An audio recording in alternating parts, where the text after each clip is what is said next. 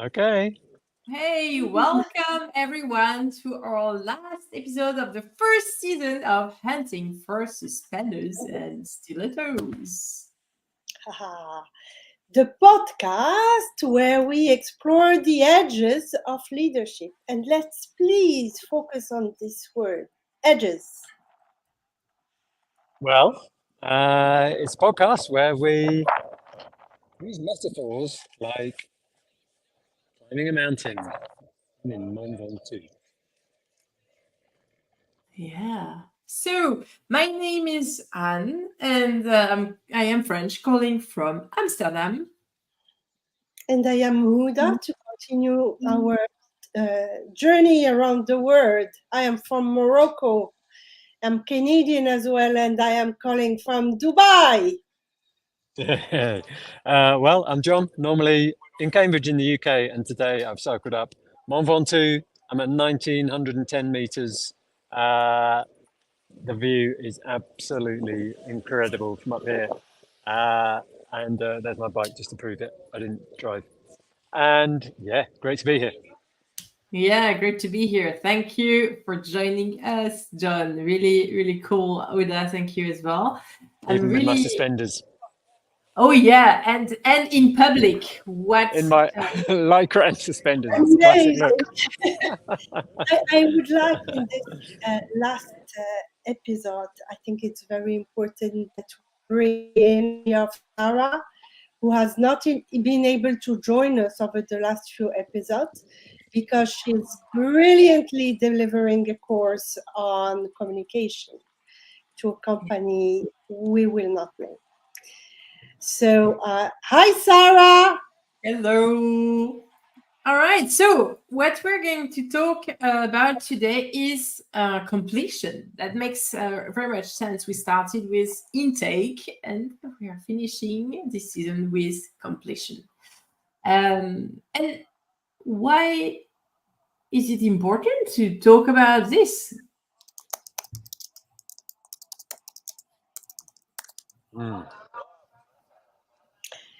Okay. You go ahead. You go ahead, John. Maybe okay. you have. Well, I think so. This is one way I think of it. If we don't complete things, we just collect uncompleted things, right? Parts of our lives, projects, things that stay in our minds, take our energy, distract us from what we're up to, and it's not something we often consciously do. So I think consciously completing things, whether it's a work thing, a relationship thing, a podcast, I think it's just a really healthy thing to do. So you can move on to what's next. And what about you, Anne? Yeah, for me, it's actually I find it super important. Like in my programs with my with individual coachings, for example, it's a moment where people realize how much they have progressed and how much also they want more of things. Also for myself, I as a, as a practitioner, it's very rewarding as well to see the progress, and in life in general. I think that completion is important. Like otherwise you hang on to something. So yeah, for example, when you finish a relationship or when somebody dear is leaving the earth, or this kind of thing. I think it's important to have a specific rituals and moments for that, to pause and reflect. Yeah, I can't agree more. I think it's also a way to honor those closing rituals, right? And I loved what you said, Anne, about celebrating what has been accomplished, but also giving the stick to our coaches, to our teams, to our children to continue a journey, right? So, and those are as we close something, we also either start something, but also we empower others on their I think- own journey. Yeah, it's a really good point around getting the learnings from something. So when we work with our coaches, but anytime, like you finish a project, really having that retrospective to dig into what did we learn, what can we do better next time, what are we proud of, what are we celebrating, because we all work with people who are high achievers and they're always looking for the next thing, and to pause and look back and look at what there is to celebrate, because not only because that's nice, but also because that can really fuel the next part of your journey or the next project or the next role or the next relationship. Yes, and it's about us, but it's also about the other. For me, it's a way to close that time we spent together, exploring, reflecting together, but also as coaches, making ourselves redundant for that time, for that period of time, for that specific journey with our coaches. We would have given them the tools, we would have helped them shift and completely embrace their own way of doing things, right? Yeah. And I think that for me is most probably what is those rituals of closing are about. I'm thinking as well of the rituals that you have, when you close a program, like where we sort of also like all close by saying our last words and sort of the appreciation as well. That's also another way to close. So listening to you, how are we closing this season? How is this last episode gonna be our closing transition to the next one? Yeah. Well, remind us of what we said to our public, but also to ourselves at the beginning. Yeah. So it's You've got it there, right? You talk about the steak, John. Yeah. Yeah. I don't have it written down in front of me. Oh yeah. Funnily enough, exploring edges and expand our world. So that was the steak. Yeah. For ourselves and for others, and maybe we can explain what is a steak. I think maybe this is quite a jargon. It's just the thing that we stand for in this podcast. It's like our why. It's to our purpose. It's the thing that we believe is true. Yeah. And yes, the steak is important, and I would like, since we are in a time traveling mode, maybe it's time to explain why we called this live Hunting for Suspenders and Stilettos. Why I'm up top of Mont Ventoux wearing suspenders. Oh yes, it's true. We would like to give it a try. And then we go back to the question, because I actually have an answer. I don't know if I'm going to remember after, but do you want to? Shall we just You go, Anne. You say. Start a piece. Now I like to be in improv style, like that's one word at a time, but like I'm starting. So we did the leadership program in Barcelona. Actually, as part of that leadership program, we had a day out where we went looking for various objects. It was in a very remote village in the middle of. I really don't remember the name of the place. John, do you remember? No, it doesn't matter. It doesn't matter. One of the things we had to look for was a pair of suspenders. And stilettos. And I think the most challenging was that it was during to bring the stilettos? Because the suspenders, we found them quite early, but we had to actually grab. Well, we met. First of all, we have to say, I mean, everything was happening in Spain, so everything needed to happen in Spanish, just to be very clear about the boundaries that were there. And then we see this old, I would say, grandpa with some suspenders coming in the supermarkets. So I went up to him and asked if we could have his suspenders. But I don't speak Spanish. And he kindly said yes, but we had to meet him at a certain time, actually go to his place. That is, it was amazing how kind and helpful he was. Very generous man, yes. Very generous. And the stilettos were a complete other story. So it was in the middle of the siesta time, which is a holy time in Spain. Everything stops. People have long lunches and naps. So shops typically close. And how did we find the stilettos, Anne? Do you remember? We didn't find the stiletto. That was the missing item. It wasn't it? Mm.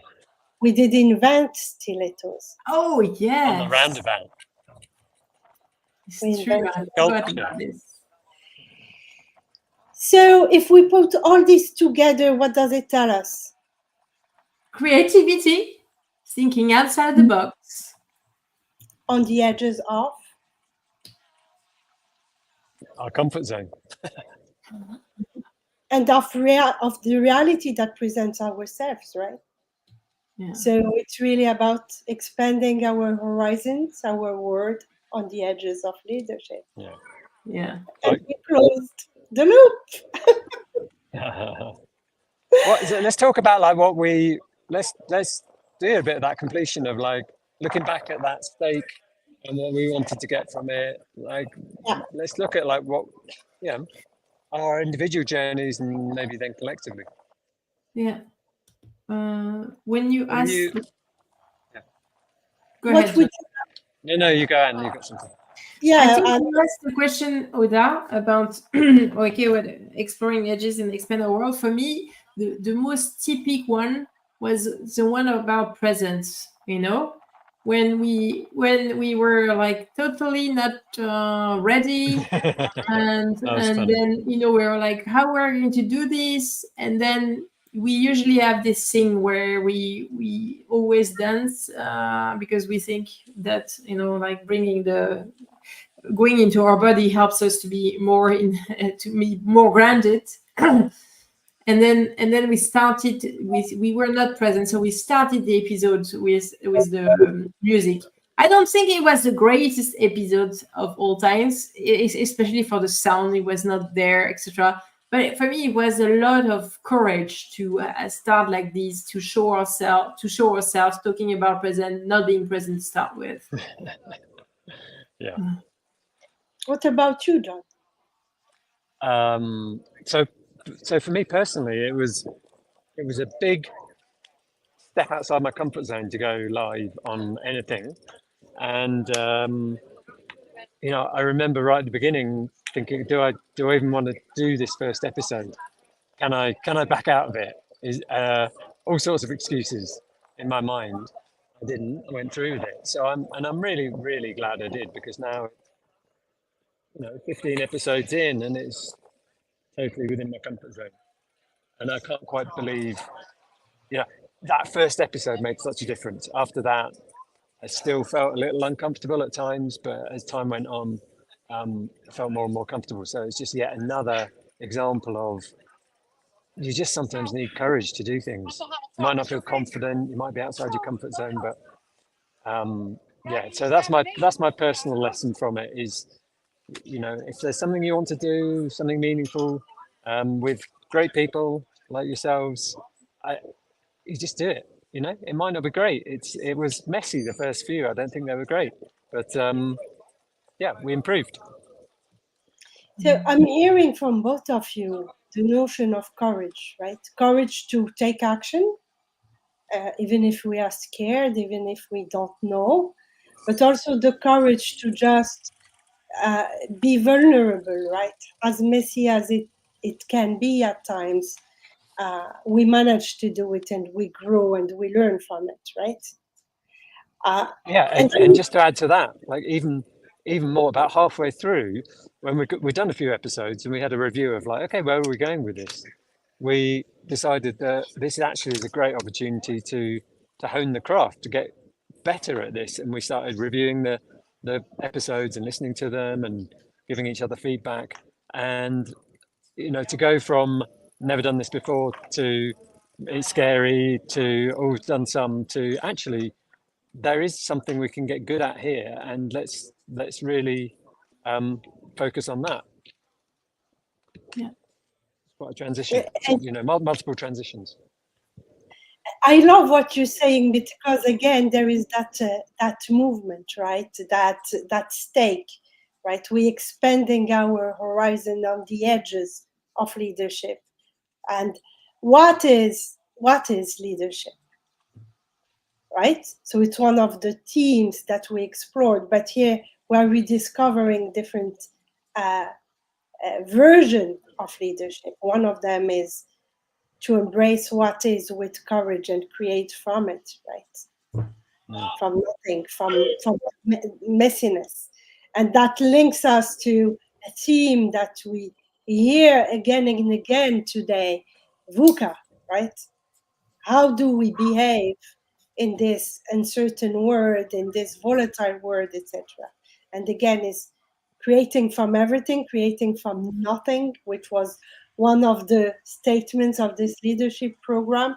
By the way, highly recommended if one of you is interested. And moving through this. But we explored also other themes, right?